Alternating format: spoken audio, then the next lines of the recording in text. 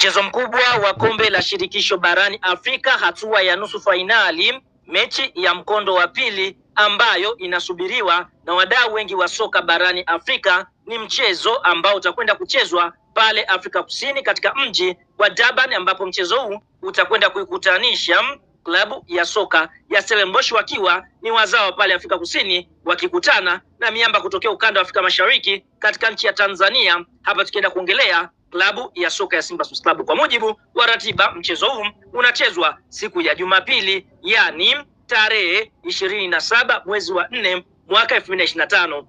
pale katika uwanja wa Moses Madiba kuanzia majira ya saa 9 alasiri kwa pale Afrika Kusini, lakini ukija kwa saa za Afrika Mashariki mchezo huo utakuwa mubashara kuanzia saa 10 jioni. Kwa hiyo tunaona klabu ya soka ya Simba Sports Club wanaelekea katika mchezo huu wakiwa tayari wametanguliza mguu mmoja kuingia hatua fainali, kwa sababu mchezo wa mkondo wa kwanza uliochezwa visiwani Zanzibar katika uwanja wa New Amani Complex, klabu ya soka ya Simba waliweza kupata ushindi wa bao 1-0 ili klabu ya soka ya Simba Sports Club waweze